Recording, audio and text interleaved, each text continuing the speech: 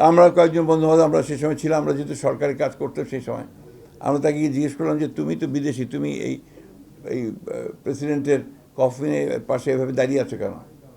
সে বলছে দেখো আমি ওয়ার্ল্ড ব্যাংকে কাজ করি, আমি পৃথিবীর বিভিন্ন জায়গায় কাজ করছি, বিশেষ করে আমি এশিয়ার দেশগুলোতে কাজ করেছি, আমি এইরকম একজন সৎ প্রেসিডেন্ট আমি দেখিনি।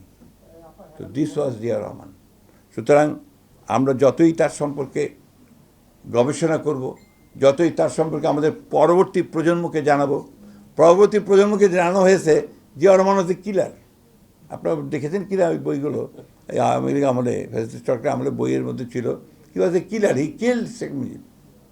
একটা মিথ্যা তথ্য উৎপাদন করে তারা এই সমস্ত বলার চেষ্টা করেছিল। তো এই জিনিসগুলোকে আমাদের পরবর্তী প্রজন্মের কাছে জানানো দরকার। সেখানে জিয়াউর রহমানকে গবেষণা করে তার মূল জিনিসগুলোর সামনে আসা দরকার। মিডিয়ার সঙ্গে সম্পর্কটা আমার চেয়ে আপনারা ভালো বলেছেন, আপনারা অনেক ভালো বলেছেন। উনার একটা গুণ ছিল, বড় গুণ ছিল একটা, উনি রাতে সবাইকে ডেকে নিতেন, যাদের যাদের সঙ্গে কথা বলেন এক এক রাতে এক একজন কাকে ডাকতেন, সেটা 12টা 1টা 2টা পর্যন্ত তিনি কথা বলতেন, অনেক সময় ভোর হয়ে যেত।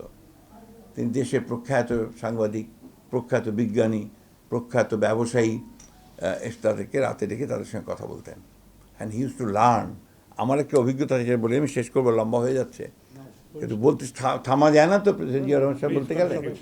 আমি আপনার তখন ইউনেস্কো ন্যাশনাল কমিশনে কাজ করতাম ঠিক ওই সময়। তো তখন জিয়া রহমান সাহেব তখন উনি আপনার চিফ মার্শাল অ্যাডমিনিস্ট্রেটর, আপনার আমাদের কাজী জাফর সাহেব তখন আপনার শিক্ষামন্ত্রী, এবং মুজিবুল হক সাহেব শিক্ষা সচিব। ওনারা এডুকেশন কমিশন করেছিলেন।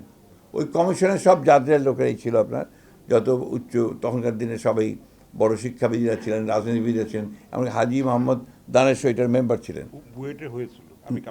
হ্যাঁ, পরে আপনার ওইটা অধিবেশনগুলো হতো আপনার ওই এখনকার যেটা আপনার প্রধানমন্ত্রীর কার্যালয় সংসদ সেখানে হতো। তো ওখানে যখন অধিবেশনটা চলতো, তো আমরা কয়েকজন সিলেক্টেড হয়েছিলাম আপনার to act as reporters UNESCO national commission থেকে। আমরা কাজ করতাম, সব লিখতাম। তো জিয়া রহমান সাহেবকে এসে দেখতাম, উনি এসে বসতেন, টুপিটা রাখতেন, রেখে একটা নোট বই বার করে নোট নিতেন, যে যা বলছে শুধু নোট নিতেন, কথা বলতেন না। এমনকি শেষের দিন, অর্থাৎ প্রায় 15 দিন সে ডেলিভারিগুলো হয়েছে, শেষের দিনে তিনি কথা বললেন।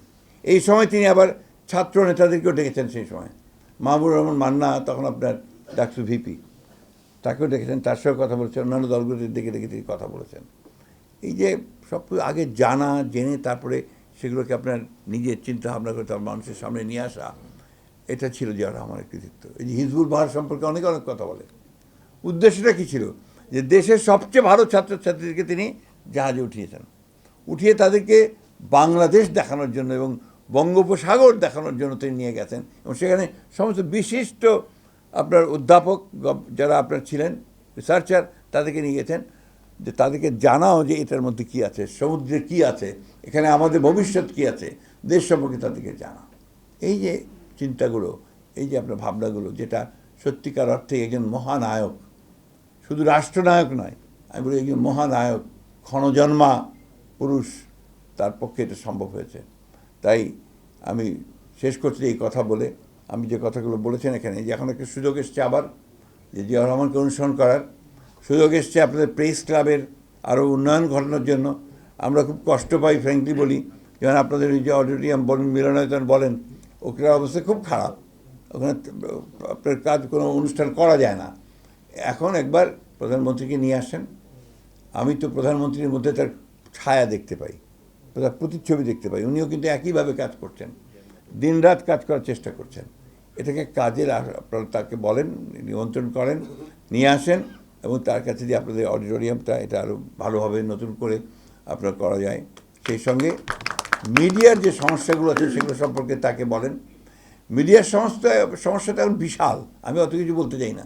সবচেয়ে বড় সমস্যা মিডিয়া নাই এখন, একটা বিজনেস হাউসের প্রতিনিধি হয়ে গেছে। যে কথাটা বলছিলেন, চাটুকারিতা কাকে বলে এখন আমাদের মিডিয়াতেই দেখা যায়। কিছু মনে করবেন না, কিছু মনে করবেন না। We have seen it in the last regime, কীভাবে চাটুকারিতা হয়েছে। আমি আশা করব যে এখন আপনারা সেখান থেকে বেরিয়ে এসছেন, লড়াই করেছেন, যুদ্ধ করেছেন এর বিরুদ্ধে, নিঃসন্দেহে আপনারা ভালোভাবে কাজে লাগান। আমরা আপনাদের সঙ্গে আছি, আগেও ছিলাম, এখনও আছি, রাস্তায় যেমন একসাথে দাঁড়িয়ে মিছিল করেছি, এখনও দরকার হলে প্রয়োজন হলে আমরা এই ব্যাপারে আপনাদেরকে সর্বত্র সহযোগিতা প্রদান করব। আপনাদের সকলকে ধন্যবাদ, আন্তরিকভাবে ধন্যবাদ জানাচ্ছি আমাকে এখানে আমন্ত্রণ জানিয়ে কথা বলার সুযোগ দেওয়ার জন্য।